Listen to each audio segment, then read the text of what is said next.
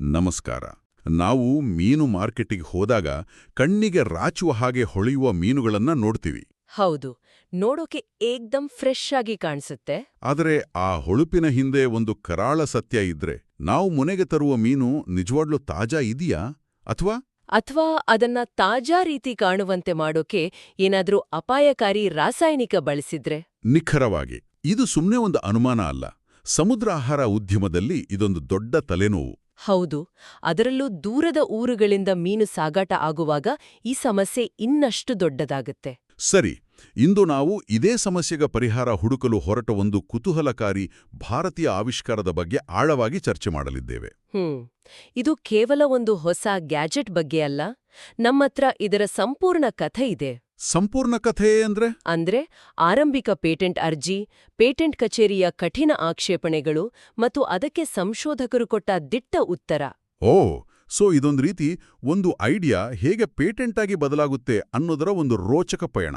ಖಂಡಿತ. ಸರಿ, ಹಾಗಾದ್ರೆ ಈ ಪಯಣವನ್ನು ಶುರು ಮಾಡೋಣ. ಮೊದಲಿಗೆ ಈ ಸಂಶೋಧಕರು ಯಾವ ನಿರ್ದಿಷ್ಟ ಸಮಸ್ಯೆಯನ್ನು ಬಗೆಹರಿಸೋಕೆ ಹೊರಟಿದ್ರು?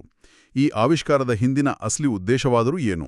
ಮೂಲ ಸಮಸ್ಯೆ ಒಂದೇ, ಮೀನು ಬೇಗ ಹಾಳಾಗುತ್ತೆ. ಹೌದು, ಅದು ಎಲ್ಲರಿಗೂ ಗೊತ್ತಿರೋ ವಿಷಯ. ಅದರಲ್ಲೂ ನಮ್ಮ ದೇಶದಲ್ಲಿ ಒಂದು ಕಡೆಯಿಂದ ಇನ್ನೊಂದು ಕಡೆಗೆ ಸಾಗಿಸ್ಬೇಕಾದ್ರೆ ದಿನಗಟ್ಲೆ ಆಗುತ್ತೆ. ಈ ಸಮಯದಲ್ಲಿ ಮೀನು ಕೆಡಬಾರ್ದು ಅಂತ ಕೆಲವರು ಒಂದು ಅಪಾಯಕಾರಿ ರಾಸಾಯನಿಕವನ್ನ ಬಳಸ್ತಾರೆ. ಓಕೆ. ಅದರ ಹೆಸರು ಫಾರ್ಮಲಿನ್. ಫಾರ್ಮಲಿನ್, ಇದನ್ನ ನಾನೆಲ್ಲೋ ಕೇಳಿದಿನಿ. ಇದನ್ನ ಸಾಮಾನ್ಯವಾಗಿ ಲ್ಯಾಬ್ಗಳಲ್ಲಿ ಪ್ರಾಣಿಗಳ ದೇಹ ಕೆಡದಂತೆ ಇಡೋಕೆ ಬಳಸ್ತಾರೆ ಅಲ್ವಾ? ಹೌದು. ಮನುಷ್ಯರಿಗೆ ಇದು ತುಂಬಾ ಡೇಂಜರಸ್ ಅಂತ ಹೇಳ್ತಾರಲ್ವಾ? ನಿಖರವಾಗಿ. ಇದೇ ಆತಂಕಕಾರಿ ವಿಷಯ. ಮೃತದೇಹಗಳನ್ನ ಸಂರಕ್ಷಿಸಲು ಬಳಸುವ ಈ ರಾಸಾಯನಿಕ ಕ್ಯಾನ್ಸರ್ಗೆ ಕಾರಣವಾಗಬಹುದು ಅಂತ ಸಂಶೋಧನೆಗಳು ಹೇಳ್ತವೆ. ಅಬ್ಬಾ. ಇದರಲ್ಲೊಂದು ಮೋಸ ಇದೆ. ಫಾರ್ಮಲಿನ್ ಹಾಕಿದ್ರೆ ಹಳೆಯ ಕೆಟ್ಟೋಗ್ತಾ ಇರೋ ಮೀನು ಕೂಡ ನೋಡೋಕೆ ಹೊಸದರ ಹಾಗೆ ತಾಜಾ ಆಗಿ ಕಾಣಿಸುತ್ತೆ. ಹೌದಾ? ಅಂದ್ರೆ ಗ್ರಾಹಕರಿಗೆ ಇದನ್ನ ಕಂಡುಹಿಡಿಯೋದು ಬಹುತೇಕ ಅಸಾಧ್ಯವೇ ಸರಿ. ಹಾಗಾದ್ರೆ ಇದಕ್ಕಿಂತ ಮುಂಚೆ ಇದನ್ನ ಚೆಕ್ ಮಾಡೋಕೆ ಬೇರೆ ದಾರಿನೇ ಇರ್ಲಿಲ್ವಾ? ಏನಾದ್ರೂ ಟೆಸ್ಟ್ ಇರ್ಬೇಕಲ್ವಾ? ಕೆಲವು ವಿಧಾನಗಳಿದ್ವು. ಉದಾಹರಣೆಗೆ, ಮೀನು ಹಳೆಯದಾದಂತೆ ಅದರಿಂದ ಟ್ರೈಮಿಥೈಲಮೈನ್ ಅಂದ್ರೆ TMA ಅನ್ನೋ ಒಂದು ಅನಿಲ ಬಿಡುಗಡೆಯಾಗುತ್ತೆ. Okay, TMA. ಅದರ ಪ್ರಮಾಣವನ್ನು ಅಳೆಯೋದು ಒಂದು ದಾರಿ. ಇನ್ನು ಕೆಲವು ಫೋಟೋ ತಂತ್ರಜ್ಞಾನ ಬಳಸಿ ಮೀನಿನ ಬಣ್ಣ ಬದಲಾವಣೆಯನ್ನು ಗಮನಿಸ್ತವೆ. ಆದ್ರೆ ಪೇಟೆಂಟ್ ಅರ್ಜಿಯಲ್ಲಿ ಸ್ಪಷ್ಟವಾಗಿ ಹೇಳಿರೋ ಪ್ರಕಾರ ಈ ವಿಧಾನಗಳು ಫಾರ್ಮಲಿನ್ನಂತಹ ರಾಸಾಯನಿಕ ಕಲಬೆರಕೆಯನ್ನು ಪತ್ತೆ ಹಚ್ಚಲು ವಿಫಲವಾಗಿದ್ವು. ಅಂದ್ರೆ ಅವು ಮೀನು ಹಳೇದೇ ಹೊಸದೇ ಅಂತ ಹೇಳ್ಬೋದೇ ಹೊರತು ಅದಕ್ಕೆ ವಿಷ ಬರ್ತಿದ್ಯಾ ಅಂತ ಹೇಳಕ್ಕಾಗ್ತಿರ್ಲಿಲ್ಲ. ಎಕ್ಸಾಕ್ಟ್ಲಿ. ಅದೇ ದೊಡ್ಡ ಸವಾಲಾಗಿತ್ತು. ಓಕೆ, ಸೊ ಸಮಸ್ಯೆ ಸ್ಪಷ್ಟವಾಗಿದೆ. ಹಾಗಾದ್ರೆ ಕರ್ನಾಟಕದ ಈ ಸಂಶೋಧಕರ ಪರಿಹಾರ ಏನಿತ್ತು? ಅವರು ಯಾವ ಹೊಸ ಉಪಾಯದೊಂದಿಗೆ ಬಂದ್ರು? ಅವರು ಒಂದು ಚಿಕ್ಕ, ಕೈಯಲ್ಲಿ ಹಿಡಿಯಬಹುದಾದ ಇಂಟರ್ನೆಟ್ ಆಫ್ ಥಿಂಗ್ಸ್ ಅಥವಾ IoT ಸಾಧನವನ್ನ ಪ್ರಸ್ತಾಪಿಸಿದ್ರು. IoT ಸಾಧನ, ಸರಿ. ಇದನ್ನ ನಾವು ಮೀನಿನ ಗುಣಮಟ್ಟ ಪರೀಕ್ಷಿಸೋ ಒಂದು ಸ್ಮಾರ್ಟ್ ಮೂಗು ಅಂತಾನೆ ಕರಿಬಹುದು. ಸ್ಮಾರ್ಟ್ ಮೂಗು, ಇಂಟ್ರೆಸ್ಟಿಂಗ್ ಆಗಿದೆ. ಹೌದು. ಇದು 3 ನಿರ್ದಿಷ್ಟ ವಾಸನೆಗಳನ್ನ ಅಥವಾ ಅಂಶಗಳನ್ನ ಪತ್ತೆ ಹಚ್ಚಲು 3 ವಿಭಿನ್ನ ಸೆನ್ಸರ್ಗಳನ್ನ ಬಳಸುತ್ತೆ. 3 ಸೆನ್ಸರ್ಗಳ ಯಾವುದೆಲ್ಲ? ಮೊದಲನೇದು ತಾಪಮಾನ ಸೆನ್ಸರ್. ಇದು ತುಂಬಾ ಮೂಲಭೂತವಾದದ್ದು. ಓಕೆ, ಅದು ಕಾಮನ್ ಸೆನ್ಸ್ ಅಲ್ವಾ, ಮೀನು ತಣ್ಣಗಿರ್ಬೇಕು ಅಂತ. ಇದರಲ್ಲಿ ವಿಶೇಷ ಏನಿದೆ? ಹೌದು, ಆದ್ರೆ ಎಷ್ಟು ತಣ್ಣಗೆ ಅನ್ನೋದು ಬಹಳ ಮುಖ್ಯ. ಪೇಟೆಂಟ್ ಪ್ರಕಾರ ಮೀನನ್ನ 0 ಡಿಗ್ರಿ ಸೆಲ್ಸಿಯಸ್ನಿಂದ -5 ಡಿಗ್ರಿ ಸೆಲ್ಸಿಯಸ್ ನಡುವೆ ಸಂಗ್ರಹಿಸಿರ್ಬೇಕು. 0 ಡಿಗ್ರಿ ಸೆಲ್ಸಿಯಸ್ನಿಂದ -5 ಡಿಗ್ರಿ ಸೆಲ್ಸಿಯಸ್. ಹೌದು, ಇದನ್ನ ಕೋಲ್ಡ್ ಚೈನ್ ಅಂತಾರೆ. ಸಾಗಾಟದ ಸಮಯದಲ್ಲಿ ತಾಪಮಾನ ಇದಕ್ಕಿಂತ ಜಾಸ್ತಿಯಾದ್ರೆ ಮೀನು ಕೆಡೋಕ್ ಶುರುವಾಗತ್ತೆ. ಈ ಸೆನ್ಸರ್ ಆ ಕೋಲ್ಡ್ ಚೈನ್ ಸರಿಯಾಗಿ ನಿರ್ವಹಣೆ ಆಗಿದ್ಯಾ ಇಲ್ವಾ ಅಂತ ಖಚಿತಪಡಿಸುತ್ತೆ. ಸರಿ, ಮೊದಲನೇ ಸೆನ್ಸರ್ ತಾಪಮಾನದ್ದು. ಎರಡನೇದು ನಾವು ಆಗ್ಲೇ ಮಾತಾಡಿದ ಟ್ರೈಮಿಥೈಲಮೈನ್ ಅಂದ್ರೆ TMA ಸೆನ್ಸರ್. ಇದೆಯಲ್ವಾ, ಮೀನು ಹಳೇದಾದ ಹಾಗೆ ಬರೋ ಆ ವಿಶಿಷ್ಟ ಮೀನಿನ ವಾಸನೆ ಕೊಡೋ ಕೆಮಿಕಲ್. ಅದರ ವಾಸನೆ ಜಾಸ್ತಿ ಆದಷ್ಟು ಮೀನು ಹಳೆಯದು ಅಂತ ಅರ್ಥ. ನಿಖರವಾಗಿ. ಈ ಸೆನ್ಸಾರ್ ಆ ಅನಿಲದ ಪ್ರಮಾಣವನ್ನ ಅಳೆದು ಮೀನು ಎಷ್ಟು ಹಳೆಯದಾಗಿದೆ ಅನ್ನೋದ್ರ ಬಗ್ಗೆ ಒಂದು ಅಂದಾಜು ಕೊಡುತ್ತೆ. ಓಕೆ. ಆದ್ರೆ ಈ 2 ಸೆನ್ಸರ್ಗಳಿಗಿಂತ ಮುಖ್ಯವಾದದ್ದು 3ನೇ ಸೆನ್ಸರ್. ಯಾವುದದು? ಅದೇ ಈ ಆವಿಷ್ಕಾರದ ಅಸಲಿ ಗೇಮ್ ಚೇಂಜರ್. ಅದು ಫಾರ್ಮಲ್ಡಿಹೈಡ್ ಸೆನ್ಸರ್. ಅಂದ್ರೆ ಇದು ನೇರವಾಗಿ ಫಾರ್ಮಲಿನ್ ರಾಸಾಯನಿಕದ ಬಳಕೆಯನ್ನ ಪತ್ತೆ ಹಚ್ಚುತ್ತಾ? ಹೌದು, ನೇರವಾಗಿ. ಇದು ನಿಜಕ್ಕೂ ಅದ್ಭುತ. ಹಾಗಾದ್ರೆ ಈ 3 ಸೆನ್ಸರ್ಗಳಿಂದ ಬರೋ ಡೇಟಾ ಏನಾಗತ್ತೆ? ಇದೆಲ್ಲ ಒಟ್ಟಿಗೆ ಹೇಗ್ ಕೆಲಸವಾಗತ್ತೆ? ಇದೇ ಈ ಸಿಸ್ಟಮ್ನ ಅಂದ. ಈ 3 ಸೆನ್ಸರ್ಗಳು, ಒಂದು ಕಂಟ್ರೋಲರ್ ಮತ್ತು ಒಂದು ವೈಫೈ ಚಿಪ್ ಎಲ್ಲವೂ ಒಂದೇ ಚಿಕ್ಕ ಸರ್ಕ್ಯೂಟ್ ಬೋರ್ಡ್ ಮೇಲೆ ಇರುತ್ತೆ. ಎಲ್ಲವೂ ಒಂದೇ ಬೋರ್ಡ್ನಲ್ಲಿ? ಹೌದು, ಸೆನ್ಸರ್ಗಳು ಮೀನಿನ ಹತ್ರ ಹಿಡಿದಾಗ ಡೇಟಾವನ್ನ ಅಂದ್ರೆ ತಾಪಮಾನ, ಟಿಎಂಎ ಮಟ್ಟ, ಫಾರ್ಮಲ್ಡಿಹೈಡ್ ಮಟ್ಟ ಈ ಮೂರನ್ನು ಸಂಗ್ರಹಿಸುತ್ತವೆ. ಕಂಟ್ರೋಲರ್ ಆ ಡೇಟಾವನ್ನ ವಿಶ್ಲೇಷಿಸಿ ವೈಫೈ ಮೂಲಕ ಕ್ಲೌಡ್ ಸರ್ವರ್ಗೆ ಕಳಿಸುತ್ತೆ. ಅಂದ್ರೆ ಬಳಕೆದಾರರು ತಮ್ಮ ಮೊಬೈಲ್ ಫೋನ್ನಲ್ಲಿ ಒಂದು ಆಪ್ ಮೂಲಕ ಈ ಮಾಹಿತಿಯನ್ನು ನೋಡ್ಬೋದಾ? ಖಂಡಿತ. ಆಪ್ನಲ್ಲಿ ಬಹುಶಃ ಒಂದು ಸರಳವಾದ ಗ್ರಾಫ್ ಅಥವಾ ಸುರಕ್ಷಿತ, ಅಸುರಕ್ಷಿತ ಅನ್ನೋ ತರದ ಸ್ಪಷ್ಟ ಸೂಚನೆ ಬರುತ್ತೆ. ಓ ಸರಿ. ಇದ್ರಿಂದಾಗಿ ಒಬ್ಬ ಸಾಮಾನ್ಯ ಗ್ರಾಹಕ ಕೂಡ ಕೆಲವು ಸೆಕೆಂಡ್ಗಳಲ್ಲಿ ಮೀನಿನ ಗುಣಮಟ್ಟ ಮತ್ತು ಸುರಕ್ಷತೆಯ ಬಗ್ಗೆ ನಿರ್ಧಾರ ತೆಗೆದುಕೊಳ್ಬಹುದು. ಇಷ್ಟು ಅದ್ಭುತವಾದ ಜನರ ಆರೋಗ್ಯಕ್ಕೆ ನೇರವಾಗಿ ಸಂಬಂಧಿಸಿದ ಐಡಿಯಾ ಅಂದಮೇಲೆ ಸಂಶೋಧಕರು ಪೇಟೆಂಟ್ ಅರ್ಜಿ ಹಾಕಿದಾಗ ಪೇಟೆಂಟ್ ಕಚೇರಿಯವರು ಇದನ್ನ 2 ಕೈಯಿಂದ ಸ್ವಾಗತಿಸಿರ್ಬೇಕಲ್ವಾ? ಬೇಗ ಬನ್ನಿ ಪೇಟೆಂಟ್ ತಗೊಳ್ಳಿ ಅಂದಿರ್ಬೇಕಲ್ಲ? ಹಾಗೇನೂ ಆಗ್ಲಿಲ್ಲ. ಅಲ್ಲೇ ಕಥೆಗೆ ಅಸಲಿ ಟ್ವಿಸ್ಟ್ ಸಿಕ್ಕಿದ್ದು. ಹೌದಾ? ಪೇಟೆಂಟ್ ಕಚೇರಿಯಿಂದ ಅವರಿಗೆ ಮೊದಲ ಪರೀಕ್ಷಾ ವರದಿ ಅಂದ್ರೆ ಫಸ್ಟ್ ಎಕ್ಸಾಮಿನೇಷನ್ ರಿಪೋರ್ಟ್ ಬಂತು. ಅದರಲ್ಲಿ ಹಲವು ಗಂಭೀರ ಆಕ್ಷೇಪಣೆಗಳಿದ್ವು. ಏನು? ಯಾಕೆ? ಅವರ ಆವಿಷ್ಕಾರವನ್ನ ಬಹುತೇಕ ತಿರಸ್ಕರಿಸುವ ಹಂತಕ್ಕೆ ತಂದಿಟ್ಟಿದ್ರು ಅಂತೀರಾ? ಹೌದು. ಏನಾಗಿತ್ತು ಆಕ್ಷೇಪಣೆಗಳು? ಪರೀಕ್ಷಕರ ಕೆಲಸವೇ ಸಂಶಯದಿಂದ ನೋಡೋದು. ಅವರ ಮುಖ್ಯ ಆಕ್ಷೇಪಣೆಗಳು 2 ತಾಂತ್ರಿಕ ಪದಗಳ ಮೇಲೆ ನಿಂತಿದ್ವು. ನವೀನತೆ ಅಂದ್ರೆ ನಾವೆಲ್ಟಿ. ಓಕೆ, ಅದು ಹೊಸತೆ ಅಂತ? ಟೆಕ್ನಾಲಜಿಗಳ ಕಾಪಿ ಪೇಸ್ಟ್ ತರ ಇದೆಯಾ ಅಂತನಾ? ಹೆಚ್ಚು ಕಡಿಮೆ ಹಾಗೇನೆ. ಸರಳವಾಗಿ ಹೇಳೋದಾದ್ರೆ ಪರೀಕ್ಷಕರು ಹೀಗೆ ಕೇಳ್ತಿದ್ರು. ಸರಿ, ನಿಮ್ಮ ಐಡಿಯಾ ಪೂರ್ತಿಯಾಗಿ ಹೊಸದೇನಲ್ಲ. ಆದ್ರೆ ಅಸ್ತಿತ್ವದಲ್ಲಿರುವ ತಂತ್ರಜ್ಞಾನಗಳನ್ನೇ ಬಳಸಿ ನೀವು ಮಾಡಿರೋ ಈ ಜೋಡಣೆ ಆ ತುರಿಯಲ್ಲಿರುವ ಒಬ್ಬ ಸಾಮಾನ್ಯ ಜ್ಞಾನ ಇರೋ ವ್ಯಕ್ತಿಗೆ ಹೀಗೆ ಮಾಡಬಹುದು ಅಂತ ಸುಲಭವಾಗಿ ಹೊಳೆಯುವಂಥದ್ದೇ?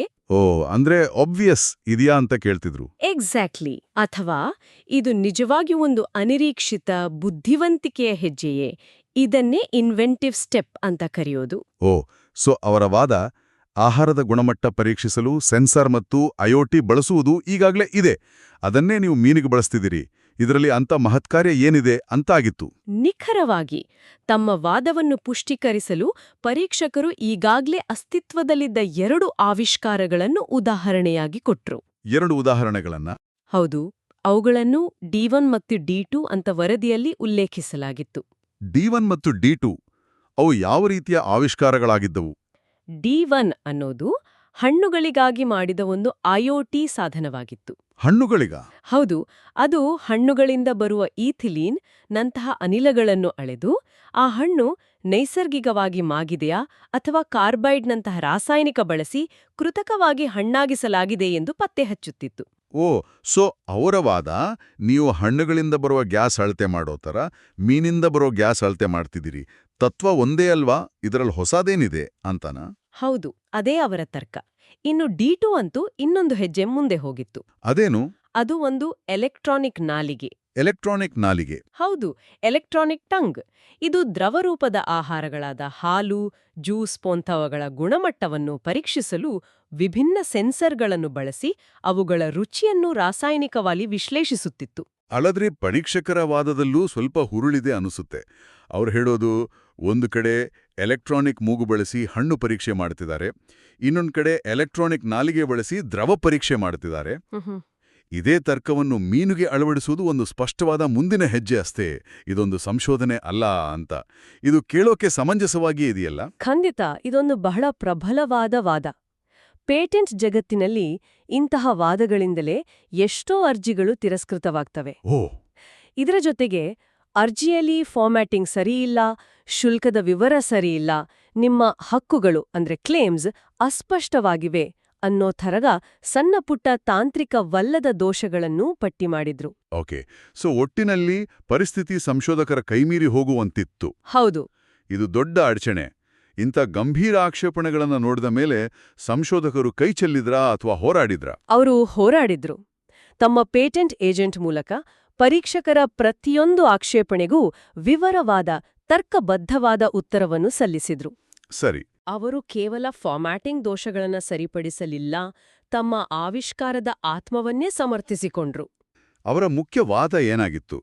ತಮ್ಮ ಸಾಧನವು ಹಣ್ಣು ಪರೀಕ್ಷಿಸುವ D1 ಮತ್ತು ದ್ರವಾಹಾರ ಪರೀಕ್ಷಿಸುವ D2 ಗಿಂತ ಹೇಗೆ ಸಂಪೂರ್ಣವಾಗಿ ಭಿನ್ನ ಅಂತ ಅವರು ಹೇಗೆ ವಿವರಿಸಿದ್ರು? ಅವರು 2 ಪ್ರಮುಖ ಮತ್ತು ಅತ್ಯಂತ ಬುದ್ಧಿವಂತ ವಾದಗಳನ್ನು ಮುಂದಿಟ್ರು. ಮೊದಲನೆಯದು ಸಮಸ್ಯೆಯ ನಿರ್ದಿಷ್ಟತೆ, ಅಂದ್ರೆ ಪ್ರಾಬ್ಲಮ್ ಸ್ಪೆಸಿಫಿಸಿಟಿ. ಓಕೆ. ಅವರು ವಾದಿಸಿದ್ದು ಹೀಗೆ: ಹಣ್ಣು ನೈಸರ್ಗಿಕವಾಗಿ ಹಣ್ಣಾಗಿದೆಯಾ ಎಂದು ಪರೀಕ್ಷಿಸುವುದು ಒಂದು ತಾಂತ್ರಿಕ ಸಮಸ್ಯೆ. ಆದ್ರೆ ಸಮುದ್ರಾಹಾರದಲ್ಲಿ ಕ್ಯಾನ್ಸರ್ಕಾರಕ, ನಿಷೇಧಿತ ರಾಸಾಯನಿಕವಾದ ಫಾರ್ಮಲಿನ್ ಇದೆಯಾ ಎಂದು ಪತ್ತೆ ಹಚ್ಚುವುದು ಸಂಪೂರ್ಣವಾಗಿ ಬೇರೆಯೇ ಆದ ಹೆಚ್ಚು ಗಂಭೀರವಾದ ತಾಂತ್ರಿಕ ಸಮಸ್ಯೆ. ಇದು ಒಂದು ರೀತಿ ಹೀಗೆ ಹೇಳ್ಬೋದಾ?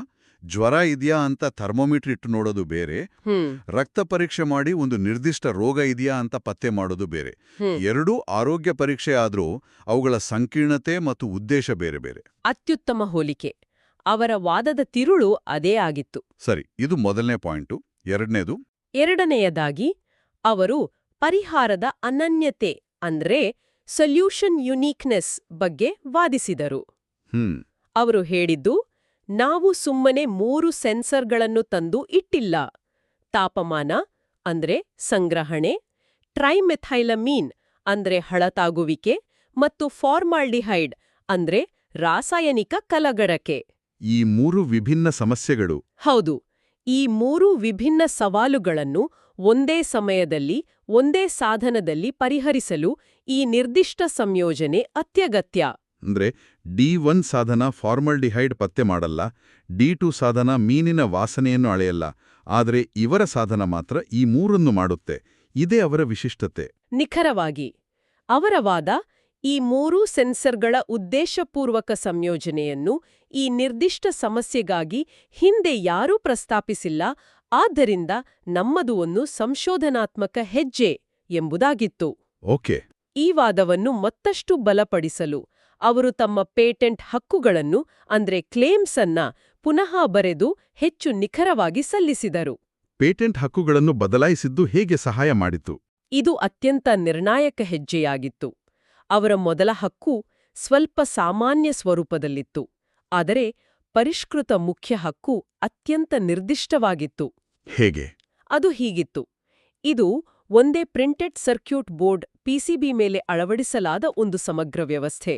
ಇದರಲ್ಲಿ ಪವರ್ಗಾಗಿ ಮೈಕ್ರೋ USB ಪೋರ್ಟ್, ಒಂದು ಮೈಕ್ರೋ ಕಂಟ್ರೋಲರ್, ಒಂದು ವೈಫೈ ಟ್ರಾನ್ಸೀವರ್ ಮತ್ತು ಮುಖ್ಯವಾಗಿ ಆ 3 ಸೆನ್ಸರ್ಗಳು.